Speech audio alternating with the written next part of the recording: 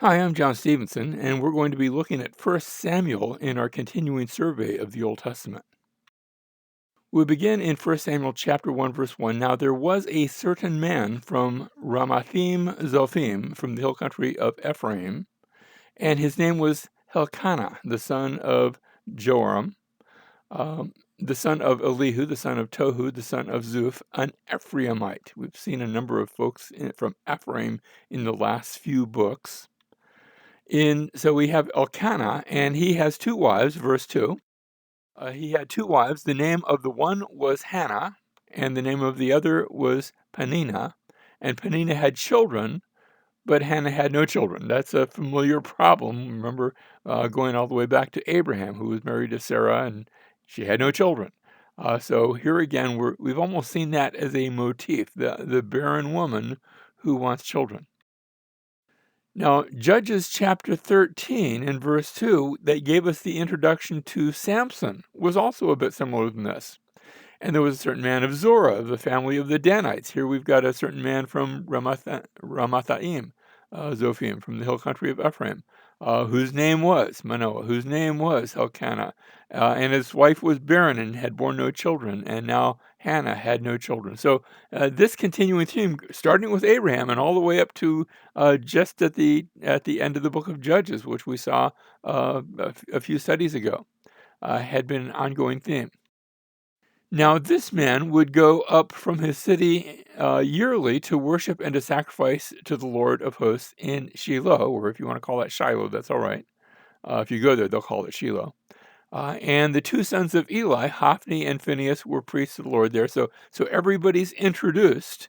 And as the story breaks out, Hannah comes to this place of worship. The place of worship, now remember, there wasn't any temple. There was a tabernacle, but the tabernacle now had been there for a long, long, long, long time, hundreds of years. So it's like one of those, how you have these mobile home parks. And the mobile homes don't go anywhere. They're no longer mobile, but we still call them that. And the same thing with the tabernacle. It hadn't gone anywhere for a long time. It was no longer mobile. It was in the same place, but it's still the tabernacle. It's not yet the temple. And so she comes here and she is praying and she has some interaction with Eli, the high priest, and God answers her prayers. So she prays, God hears, and therefore she's going to get pregnant and she will name her son Samuel. Shama, remember, that's the term to hear. Shema Israel, that's part of what we call the Shema, Hear, O Israel. And the L part is short for Elohim, so God hears. He is the God who hears. And she prays and God hears, and she resolves that once the child is born and raised, weaned and old enough to be on his own, then she is going to dedicate him to the Lord. And she brings him back to Eli, where Samuel is given as sort of a slave slash servant slash adopted son. You say, well, which one is it? Sort of all of these at the same time. Eli already has two sons, but Samuel is going to be a third wheel, a third son, there dedicated to the Lord at the place of worship in Shiloh. And so we read, then Elkanah went to his home at Ramah, but the boy ministered to the Lord before Eli the priest. And so he's going to remain there. Now, the sons of Eli are seen in contrast with Samuel, where in chapter 2, verses 12 through 17, they've developed a habit of bullying the worshipers. They're in it for the money. Give me the stuff. We don't really care about worship. We don't care about what's happening. Whereas Samuel is seen by contrast ministering to the Lord. His mother comes and brings him a little linen ephod, something that would fit a child, and then as he grows each year, she will bring him a new one each year, so he can sort of grow into the role. We have the sons of Eli seducing female worshipers in the tabernacle. Not a good thing. And meanwhile, Samuel, as he's growing, his parents are blessed. They're given more children. Hannah has more children than just Samuel. We have the sons of Eli are reproved by Eli for their sinful activities. He says, naughty, naughty, but he allows them to continue as priests.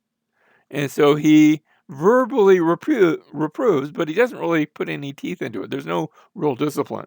And meanwhile, Samuel is growing in stature and in favor with the Lord and with men, and the two are supposed to be seen in contrast all throughout chapter 2. We get to chapter 3, and now God calls, and it's funny how he does it because they're at night and they're sleeping in the area, and Samuel's roused. He hears a voice, calling him, and he runs over to Eli. What do you want, sir, master? And Eli says, I didn't call you, and you go back to bed. And he goes back to sleep, and he hears the call again, and they repeat this and then Eli says, Eli wakes up to the fact this is God calling. And so Samuel was the one who heard, and Eli instructs him, next time you hear that voice calling, ask ask what it is the Lord wants. And it is prophesied to Samuel that there will be judgments coming on both Eli and his sons. And Samuel's not sure he wants to tell Eli this, but Eli insists, what did God tell you? And he doesn't really want to say, but he does. And he gives that message to Eli, and Eli takes it, doesn't get upset. At least if he does, we don't read about it. And Eli accepts it, and because it's God's righteous word, and Eli gets that. And so we read at the end of that story, chapter 3, verse 20, thus Samuel grew, and the Lord was with him, and let none of his words fail. All Israel from Dan even to Beersheba. Now, when you say Dan, that's way up there in the north. Remember the story of Dan at the end of the book of Judges? And Beersheba, that's way down in the south. That's the two opposite ends of Israel. As far as you can go in the north and still be in Israel, as far as you can go in the south and still be in Israel. They all knew that Samuel was confirmed, not as a priest, as a prophet of the Lord. He's going to be both, because he is the adopted son of Eli. He will be allowed to serve as a priest, but he's primarily a prophet. In fact, in a sense, we can call him one of the, not the last prophets, because we're going to see others, but he's going to be priest, prophet, and something of a judge in that sense, in the same sense that we have from the book of Judges. He's going to be eventually the kingmaker. So let's see how that happens. Chapter 4, verse 1, thus the word of Samuel came to all Israel, and it did. He had prophesied. And now the fulfillment of the prophecy is going to take place. Now Israel went out to meet the Philistines in battle and camped beside Ebenezer, it means the stone of hope, while the Philistines camped in Aphek. The Philistines are located right on the coast. The Israelites are located up in what they call the mountain region, and in between the mountains and the coast, are what they call the Shephelah, the foothills. Are you in the mountains, or are you in the lowlands? Well, you're sort of in the middle, and that's the contested area. And the Israelites decide they're going to take a secret weapon. They're going to take the Ark of the Covenant with them into battle. I think they had been watching too many Indiana Jones movies, and they take the Ark of the Covenant with them, thinking it's going to give them victory. They're treating it like a good luck charm, and instead they not only lose the battle, but they lose the Ark. The Philistines capture the Ark of the Covenant, the thing that represents the very throne of God. And they capture it, and we read in chapter 5, verse 1, now the Philistines took the Ark of God and brought it from Ebenezer to Ashdod. That's one of the 5 Philistine cities. They take it to one of their cities, and they set it up in their temple. Not that they're going to worship it, they're going to treat it as booty, as a captured sign of the Israelite God that is now going to be subservient to one of their gods in the temple, the god Dagon. And Dagon, now the word Dag in Hebrew is the Hebrew word for fish. So people used to think maybe this was a fish god. But since that time, we've come to understand from other writings, especially from Uruk way up in the north, that this was a god of grain. And so they place the Ark of the Covenant in there with Dagon, and they come back the next day, and Dagon is the statue of Dagon. Remember that every pagan religion had statues of their gods, idols of their gods, and the idol of Dagon is lying on the ground face down before the Ark of the Covenant. And they look at this and they say, well, who did this? What sort of trickery, was somebody playing a practical joke, and they stand it back up, and they come back the next day, and it's down on its face again, this time with its head and its hands cut off, like broken off. And then a plague begins to break out among the people of Ashdod. And they said, well, we can't have this here. We need to move it. And so they take it from Ashdod and they move it to Gath, another Philistine city. And bad things start to happen in Gath. It's like this thing is cursed, and they take it from Gath up to Ekron, and the curse, the diseases and problems keep following the ark, and finally they decide we can't keep this any longer. We don't want to destroy it because we might really turn on the bad things happening if we do that. So here's what we'll do: we'll put it in a cart with some oxen, and we'll send it out, and wherever it goes, it goes. Now, we're going to make sure the oxen are hungry first. So if this is just us imagining it, the oxen will turn around and come back to their stall and seek to be fed. But they shoo the oxen out the doors, out the gates of the city, and the oxen make their way to the east, carrying the ark to Beth Shemesh, which is an Israelite city. Now, it's one of those border areas, but it's an Israelite city. Beth Shemesh means house of the sun. That's the city from which Samson had come. He'd been around that area. And meanwhile, the people that are at Beth Shemesh, the Israelites, they're out, doing their farming thing and dealing with the grain, and they look up and see this team of oxen coming up the road, pulling the ark, and behind the team of oxen and the ark are a whole bunch of people from Philistia saying, shoo, shoo, shoo, go. And it looks like, it gives the appearance as though God has defeated the Philistines. He has, by the way, and that he's leading these Philistines in captivity. Now, they're not gonna stay in chains. They're gonna turn around and go back home. But that's the appearance that it gives. That God has won. The Israelites had lost the battle, but God has won the battle on his own. He didn't even need them to help. And so the ark comes to Beth Shemesh, and there it is going to stay for a time. Now, some of the Israelites actually open up the ark and look inside, and a bunch of Israelites die as a result of that. So the ark is dangerous to the Philistines. It can be dangerous to God's people if they don't treat it right. And that's the point that we're supposed to see. Now, chapter 8 of 1 Samuel, the Israelites come to Samuel and they request a king. We want a king just like all of the other nations. We see that we've been defeated in battle. Yes, we lost the ark. Yes, we got it back. But we think the problem is that we need somebody big and strong to do things for us. And Samuel says, well, you have the Lord. And no, we want a king with skin on. We want one here that we can see and interact with. And Samuel tries to talk them out of it. He says, you don't really want a king. He's going to collect taxes. He's going to take your food. He's going to take your servants. He's going to take you. It's almost like selling yourself into slavery. You really want to go that route? And yes, we want a king. And so it's left at that point. They put the request out, and they're going to get a king. But then we go to chapter 9, and we're introduced to the person who's going to be a king, and his name is Saul. But Saul isn't looking to be a king, and Samuel doesn't realize initially that he's a king, or that he's going to be. What has happened is Saul is looking for some lost donkeys, some donkeys that have wandered away. And he and his servant are out looking, and they're looking here and they're looking there. And finally, the servant says to Saul, why don't we go ask Samuel? He's a prophet. What they would call a prophet back then, they would call them a seer. That was the old way of describing a prophet. Why don't we go see the seer and see if the seer has seen the donkeys, maybe in some sort of mystical way. And so, and Saul says, I don't really have any, usually when you go see a seer, you have to pay him.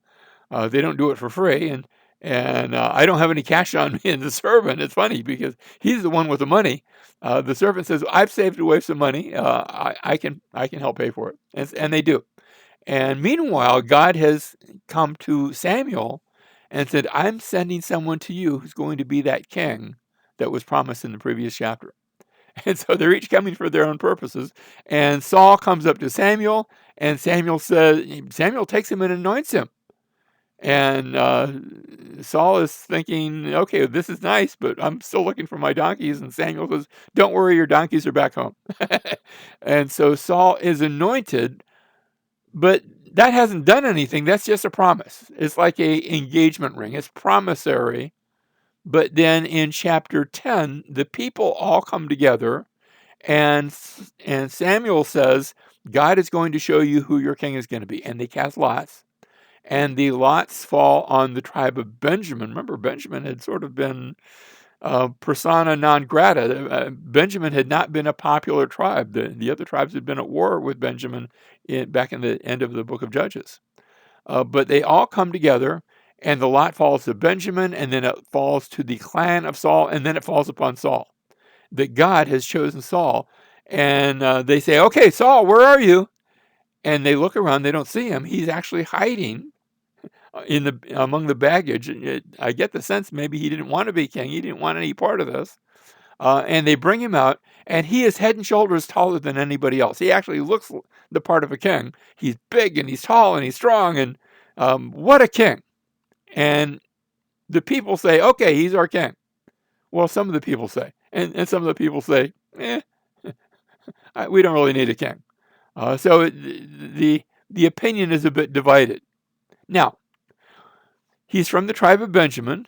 He's from the city of Gibeah. I didn't say that before. Remember Gibeah? That was the reason that the 11 tribes had gone to war with Benjamin.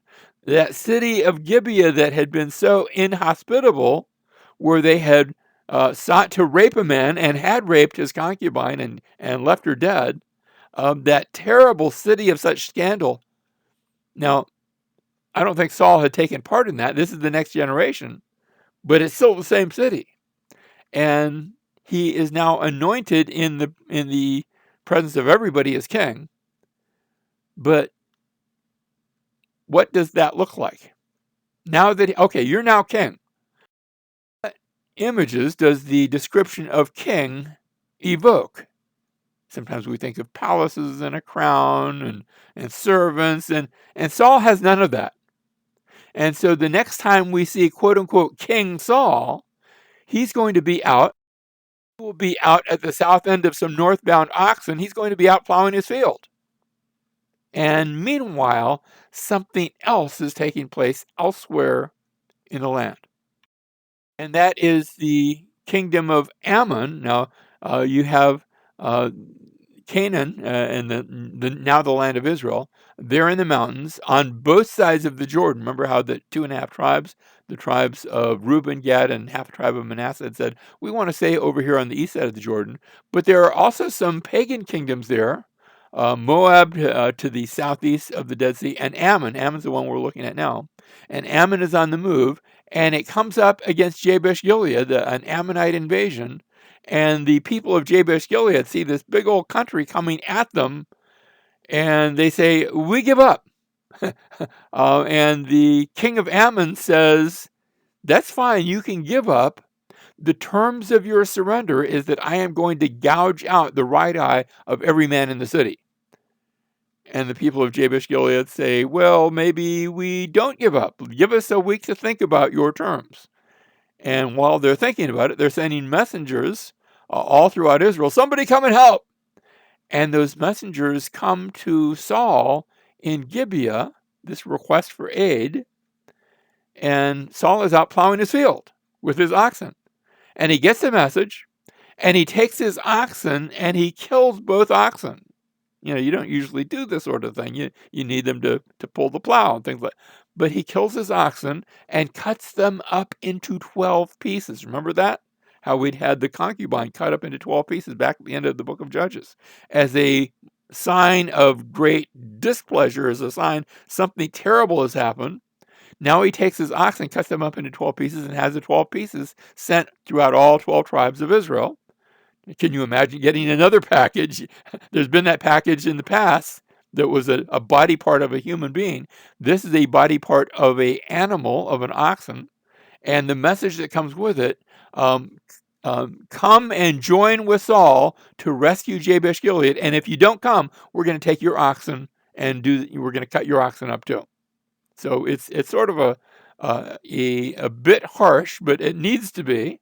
It's a bit strong-handed, but it needs to be. And so they will go up and they will rescue Jabesh Gilead. And this isn't the last we're going to read of Jabesh Gilead in the life of Saul. They're going to be a significant player in that. And so Saul has been, he'd already been anointed as king. Now he acts the part of a king, of performing this rescue. And after the rescue, we read, so all the people went to Gilgal, and there they made Saul king before the Lord in Gilgal. And now everyone, even the naysayers, recognize Saul as king at this place. Gilgal was the place where the Israelites had first sort of assembled after crossing the Jordan River way back in the book of Joshua. Special place, very important place. Now, the life of Saul can be seen in 3 acts. And the first 2 acts are going to have 3 scenes, and then the last one, we won't get all the way through that. But Act 1, Scene 1, we already saw where Saul meets Samuel, looking for the donkeys, and is anointed by him.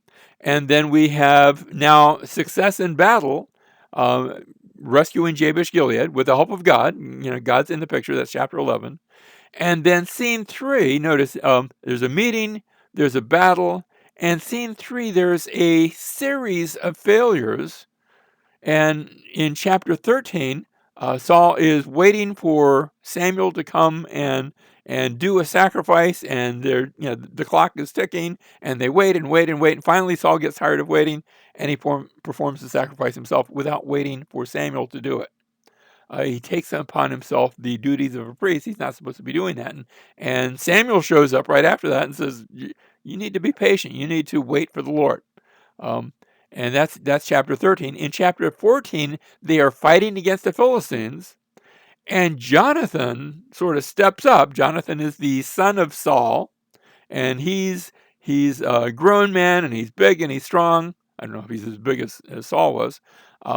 But he and his armor bearer go on a single-handed foray against the Philistines and kill a bunch of them. Now, I'm looking at this picture. This is actually from the Minoans. Mycenaeans. It's a Mycenaean ceremonial sword. But I want you, we talk about armor bearer. I want you to see the shields. These big body-sized shields. That's why Jonathan needed an armor bearer. He needed somebody to hold the shield. One person would hold the shield, the other one would hold the weapon. And Jonathan does that, and everything is going pretty good, except that meanwhile Saul has called for everybody to fast that day and not eat anything until they've taken out the Philistines. Not that they're making all that much headway against them. And he does it in such a way where he puts a curse. He says, anyone that eats should die because you're breaking my oath. Now, Jonathan didn't get that text. He didn't hear about that.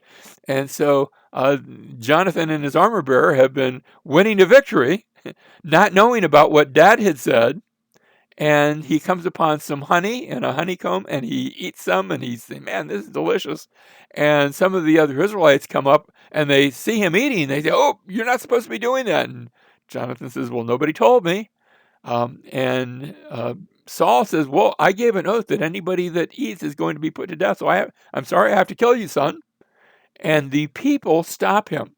So they don't allow it because he just won the big victory. And they don't need to get rid of their greatest champion just because of Saul's foolish vow that he probably shouldn't have been making in the first place. So Saul's failure both with Samuel and then with Jonathan. Now, the next section, I need to look at a map here, where God speaks to Samuel, who now speaks to Saul. And so Samuel is saying these words, thus says the Lord of hosts, I will punish Amalek for what he did to Israel, how he set himself against him on the way while he was coming up from Egypt. Now that had happened many hundreds of years earlier. At the time of the Exodus, the Amalekites had been there in the wilderness, and they had seen the Israelites coming through their land. They weren't invading, they were just on their way to Mount Sinai. And the Amalekites had said, look, we can we can just pick them off, and we can, get people, and we can get the things they're holding, and we can attack them, especially the stragglers, and now they're going to be punished for that. And you say, well, why wait till now? I'm not sure. Maybe God's waiting until, as he said about the Canaanites in a previous section, until their iniquity is filled up. So he patiently waited for their repentance, but it didn't come. So now we read chapter 15, verse 3. Now go and strike Amalek and utterly destroy all that he has, and do not spare him, but put to death both man and woman, child and infant, ox and sheep, camel and donkey. And Saul is going to go down, and he's going to fight the battle, and he is going to win. He's going to be victorious in this, in bringing God's judgment against the Amalekites. Verse 7, so Saul defeated the Amalekites from Havilah as you go to Shur. These are areas just to the east of Egypt, which is east of Egypt, in case you didn't know that. Verse 8, he captured Agag, the king of the Amalekites, alive, and utterly destroyed all the people with the edge of the sword. But Saul and the people spared Agag and the best of the sheep, the oxen, the fatlings, the lambs, and all that was good, but were not willing to destroy them utterly, but everything despised and worthless they utterly destroyed. So they decide, well, this stuff looks good, we'll keep that, and that stuff doesn't look all that valuable, so we'll destroy that. And Agag, for whatever reason, they decide, we'll keep him alive too, which was in disobedience to what God had commanded. And so Samuel shows up. And when Samuel shows up, he says, what are you doing? And Saul says, well, I was keeping these things for the Lord. Reminds me a little bit of my granddaughter. Many, many, many years ago, she was a little girl, and was over at her house, and she comes in, Grandpa, can I have a cookie? And normally Grandpa gives her a cookie, but we were just about to eat dinner, and I said, honey, I know that if you eat the cookies, you're not going to eat dinner, and because back then she used to be a little bit of a finicky eater. And so I said, not right now. And so she goes into the other room, and I hear her from the other room. When they're that young, they don't realize that sound travels. And I go in, and she's got the cookie jar down, and it's open, and there's a cookie in her hand. And I said, honey, I told you can't have a cookie. And she says, I was getting it for you. Well, that Saul does the same thing. He says, I was getting these for the Lord. And Samuel answers him, had the Lord as much delight in burnt offerings and sacrifices as in obeying the voice of the Lord? Behold, to obey is better than sacrifice, and to heed than the fat of rams. God doesn't, I'm not saying God never wants sacrifices. God has ordained sacrifice, but he wants obedience and not sacrifice instead of obedience. And so make sure that the heart is there, not just the ritual. That's the point here. Verse 23, for rebellion is as the sin of divination. Now, divination is when you go and you go to some sort of diviner, you go to some sort of spiritualist, some sort of medium to try to talk to spirits. And the Israelites were forbidden from doing that sort of thing. I say that because that's actually what Saul is going to end up doing at the end of the story. Rebellion is as a sin of divination, and insubordination is as iniquity and idolatry. Because you have rejected the word of the Lord, he has also rejected you from being king. As Samuel turned to go, Saul seized the edge of his robe, and it tore. Samuel's robe tore. So Samuel said to him, the Lord has torn, and notice, his robe tore, and that becomes a sign where the Lord has torn the kingdom of Israel from you today and has given it to your neighbor who is better than you. And the neighbor will be introduced in the next chapter, where Samuel is told to go. He goes sort of undercover. He doesn't publicly announce this, but he goes to the town of Bethlehem, and there he anoints one of the sons of Jesse, the youngest son, David, to be the next king. But that's only promissory. It's done in sort of secret, and not too many people know about it. The word will eventually get out. But right now, Saul is still king. But he's not going to remain king, and it has now been ordained. Now, David then, having been introduced, we see that he is given God's Spirit, and actually we also read that God's Spirit departs from Saul, and he's given an evil spirit, that is something to torment him.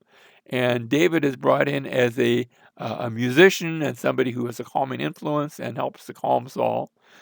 In chapter 17, we're introduced again to the Philistines, and this time one particular Philistine by the name of Goliath, who comes forth and challenges the Israelites. And Saul and everybody else fears Goliath. Goliath is a big guy, and even though Saul's pretty big too, um, Saul is afraid. But then David shows up, and you know the story of David and Goliath, where David faces Goliath in faith and has victory, and he becomes the hero of the day, and everyone is singing, "What a great champion is David," all throughout chapter 17 and into chapter 18. And it seems that everybody loves David. The women are singing songs about him. Even Saul's family. Jonathan becomes best friends with David. And Saul gives his daughter Michal to David as a wife. Everybody's happy with David. They're singing songs about David, and that begins to annoy Saul, who begins to be suspicious and jealous that David might be seeking his own throne. And so Saul tries to murder David and have him killed, and David is forced to become a fugitive. Now, David is the fugitive. He flees from the presence of Saul. Saul tries to kill him with a spear. And he's assisted by his brand new wife, Michal, the daughter of Saul, who actually puts a dummy in the bed, and soldiers come to kill, and they go to attack, they think David, but it's the dummy instead in the bed. And meanwhile, David has fled. And then he's assisted by the Lord. And in chapter 20, David and Jonathan make a covenant. And Jonathan is trying to protect David and they each make vows to each other. And then he is assisted by the high priest Abimelech. Now, the high priest doesn't know that David's a fugitive. He just thinks David is Saul's right-hand guy, which he had been previously. And so Abimelech, the high priest, you say, wait a minute, what happened to Samuel? By this time, Samuel has died. And so we have Abimelech, the high priest, who assists David, gives David some supplies, some food, and also the sword of Goliath that had been left there at the tabernacle. And Saul comes along and is really upset at Abimelech and actually kills him and kills a bunch of the priests. He doesn't do it personally. He has one of his men kill a number of priests. Saul is just uncontrollable. In chapter 21, David flees down to Gath, one of those Philistine cities. Remember one of the Philistine cities where they had housed the ark for a short time? And he pretends to be insane, and he's brought before the king of the Philistines, and the king of the Philistines, at least king of Gath, says, "What do I need another crazy man here?" and lets him go. And then he runs to Moab. You say, why Moab? Remember where Ruth had been from. David's great-grandmother had been from Moab. And so he takes his family to Moab to where they can be safe there from Saul.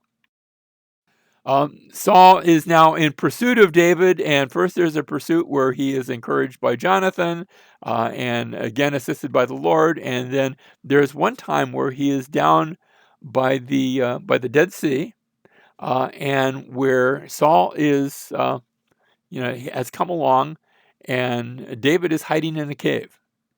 And Saul, he's with his soldiers. He's been looking for David, and they come to this cave, and Saul has to use the facilities, to say it politely. And well, there's this cave. I can go in and take care of my business, and not knowing David's hiding in the same cave. With the ability with a knife, all he could do, David could have come up behind Saul and killed him, and he doesn't.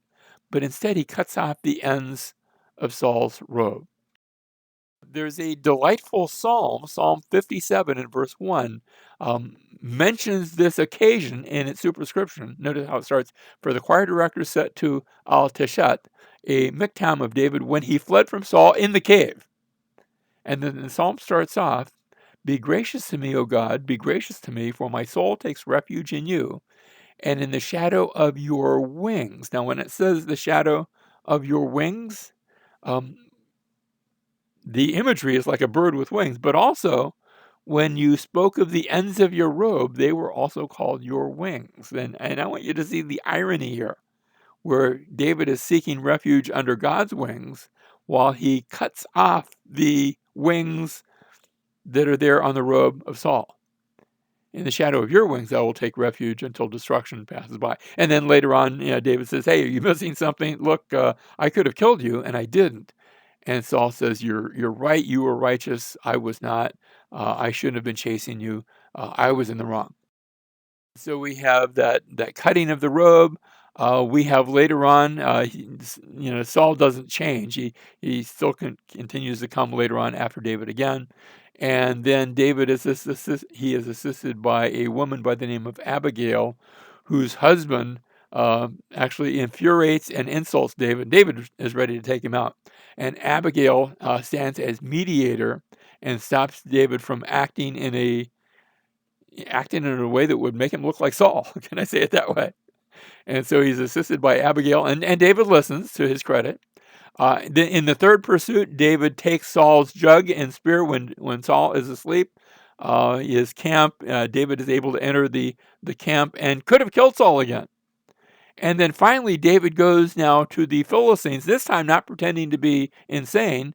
By this time, the Philistines are aware that David is the enemy of Saul, and they figure the enemy of my enemy is my friend. So David comes to the Philistines, and the Philistines agree to make him sort of protector, governor, regent of a city, one of the cities of the Philistines, one of the smaller cities, not one of those big five. Here in chapter 27, verse 5, then David said to Achish, he's one of the Philistine kings, if now I have found favor in your sight, let them give me a place in one of the cities in the country, that I may live there, for why should your servant live in the royal city with you? So Achish gave him Ziklag that day. Therefore Ziklag has belonged to the kings of Judah to this day, and the number of days that David lived in the country of the Philistines was 1 year and 4 months. So from now on, David, for 1.5 years, close to 1.5 years, David's going to be in charge of Ziklag. One of the things that happens here, remember we noted that the Israelites really didn't have weapons. They didn't, when they went to battle, they picked up their fork, their rake, their pitchfork, their shovel, whatever they had for farm implements. And those became their quote unquote weapons. Because they didn't know how to smelt iron. But that changes after David is in charge of Ziklag. And I like to think maybe he went back and show me how you do that stuff, with the iron. And I'm not sure if he personally learned it, but from this point on, we're going to see Israelites pick up the weapons and learn the weaponry that was the closely guarded secret. The Philistines had them before this, but not the Israelites. And that changes here.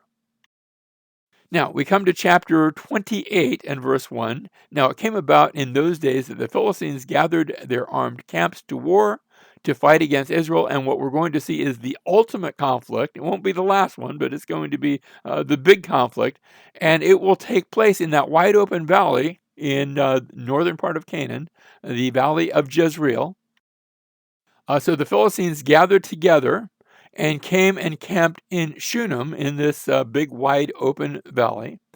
And we read that Saul gathered all Israel together, and they camped in Gilboa. That's on the south end of the valley. Let's look at a picture.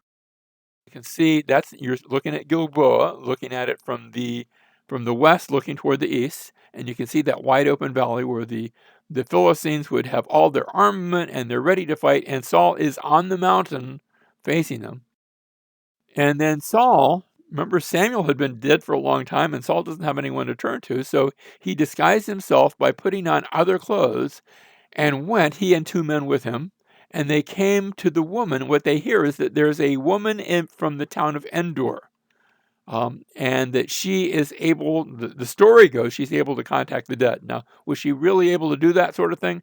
I don't think so. I think I think she would put on a show. I think it was all a trick. And she would put on a show and she'd pretend this, I think, but they're taken in by it. And so they go to the woman, and chapter 28, verse 11, then the woman said, whom shall I bring up for you? And he, that is Saul, says, bring up Samuel for me. Now we read, when the woman saw Samuel, I don't think she expected to see Samuel. She was going to pretend that she saw something, but she really does see something. you know, God, somebody shows up, and she cried out with a loud voice. It shocked her. She cried out with a loud voice, and the woman spoke to Saul, saying, "Why have you deceived me? For you are Saul." And Saul had already made an edict against anybody contacting the dead. That you weren't supposed to be doing that, but Saul was doing it. And the woman recognizes it. She recognizes there's something real going on here, and she is scared out of her wits.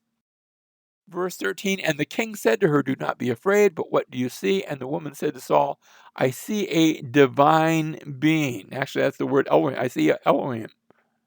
If you want to be literal, you could say a god, but I don't think it's actually a god that she saw. But she takes it as such, coming up out of the earth. And he said to her, "What is his form?" Notice Saul can't see whatever it is, but she can. "What is his form?" And she says, "An old man is coming, and he is wrapped with a robe." Remember the robe of Samuel? The robe that had torn and had been a sign that the kingdom would be torn from Saul? And Saul hears this, and Saul knew that it was Samuel, and he bowed with his face to the ground and did homage. And let me just say, Samuel's not going to have any nice things to say about Saul. Samuel says, "As you did not obey the Lord and did not execute his fierce wrath to Amalek, so the Lord has done this thing to you this day. Moreover, the Lord will also give over Israel along with you into the hands of the Philistines. Therefore, tomorrow you and your sons will be with me." Now, I don't think it's saying you're going to be in heaven. I think it's saying you and your sons are going to be dead, just like I'm dead. Indeed, the Lord will give over the army of Israel into the hands of the Philistines. And so this is going to mark the death. We've seen the rise of Saul, but now we're going to see the fall of Saul as well. And so the next day, chapter 31, verse 6, thus Saul died with his 3 sons, his armor bearer, and all his men on that day together. And we come to the end of the life of Saul. Remember how we were looking at those acts and scenes? We had Act 1 where they first met, Saul and Samuel first met, and Saul was anointed. We had Act 2, the success in battle, saving of Jabesh Gilead. Scene 3, Saul's failure with Samuel and with Jonathan. Act 2 had another meeting where Saul met Samuel and was condemned by him in the matter of King Agag and the Amalekites. We had success in battle with the help of David and Goliath, and also David against the Philistines. That had been good. But then Saul's failure with both David, and actually I didn't mention it, but with Jonathan too. At one point, Jonathan is speaking in defense of David, and Saul actually tries to kill his own son, tries to kill Jonathan as well.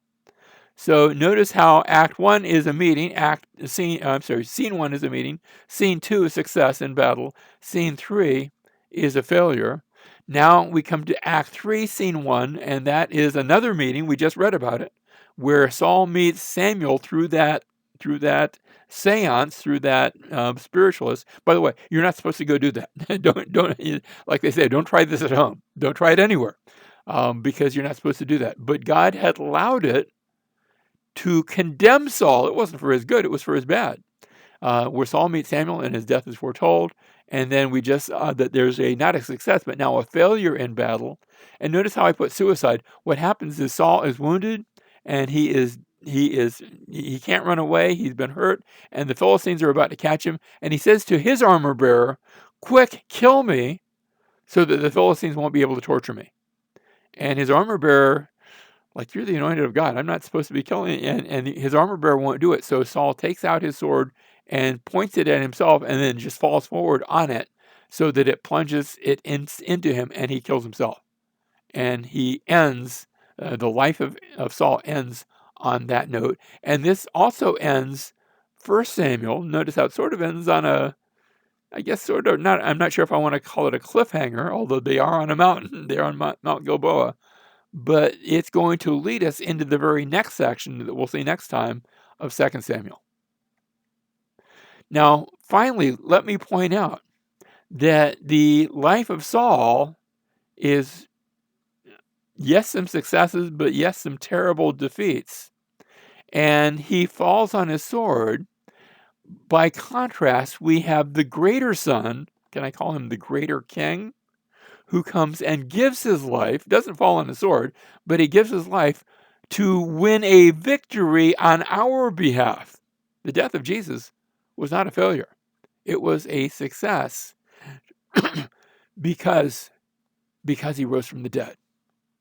He bore our sins upon himself so that we could be credited with and one day actually begin to enjoy the very righteous character of Christ in us.